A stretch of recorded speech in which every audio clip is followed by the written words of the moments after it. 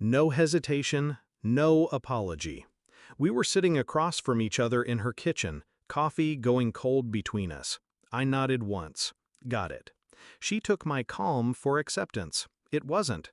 We'd been together for 11 months. Not long enough to plan a future, but long enough for me to think we had one. We met at a friend's rooftop party, her in a sundress, me in a wrinkled shirt from a day of work.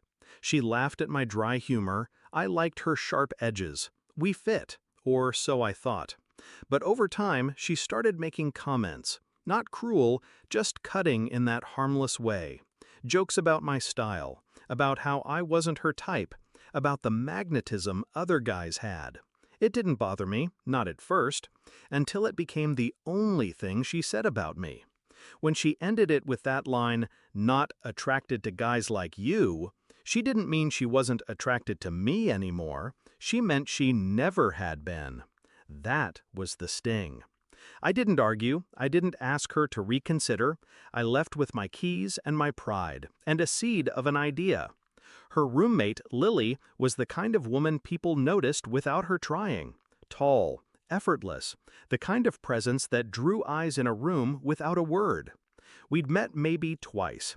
Polite hellos, shared jokes over wine in the living room when my girlfriend was late getting ready. Nothing beyond that. But I remembered one thing, the way she'd watched me when I spoke. Not distractedly, not politely, attentively. 2 weeks after the breakup, I sent Lily a message. Simple, neutral. "Hey, I'm organizing a small get-together this weekend. You should come." She replied in under a minute. "Sounds fun." It wasn't fun, it was deliberate. I curated that night like a stage play. Mutual friends, good music, lighting that made everyone look better. And I was different. Not inauthentic, just sharper. Fitted shirt, confidence dialed up, not forced. When Lily arrived, I gave her my full attention.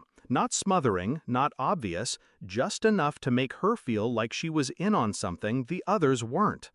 By the end of the night, she lingered while the last guests were leaving. 1 glass of wine became 2.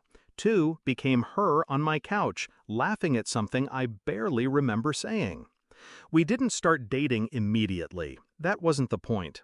The point was to become undeniable. Over the next month, Lily and I started showing up together. Coffee shops, bars, friends' dinners. Not as a couple, but close enough for people to start asking questions. Photos popped up online, my name in captions next to hers. I didn't tag her, I didn't need to. By week 6, my phone buzzed. Her. "Are you seeing Lily?" I left it on read.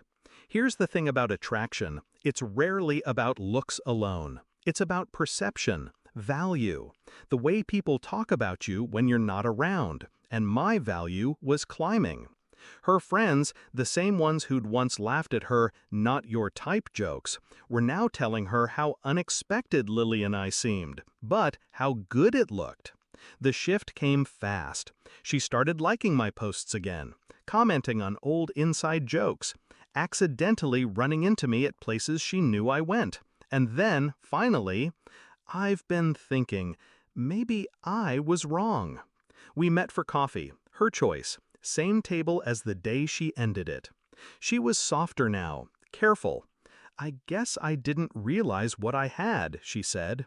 I let her talk, about how she'd been stressed, about how she'd been protecting herself by pushing me away, about how she missed us. Then she reached across the table. "I want to try again." I leaned back. "Why?" She hesitated. "Because you're different now." I smiled, just slightly. "No, I'm the same. You're just seeing me through someone else's eyes." Her hand froze. I stood, left enough cash for my coffee. "By the way," I said, "Lily's not my girlfriend. Never was. But she likes guys like me." Her face shifted. Confusion, realization, then the sting. I walked out before she could answer. It wasn't about Lily, it was never about getting her. It was about showing her that her approval had never defined my worth, and that once she saw others value me, she'd realize too late what she'd thrown away. People think revenge is loud. It isn't. It's the quiet click of a door closing behind you and the slow burn when they realize it won't open again. I didn't just make her want me back. I made her understand she never gets the chance.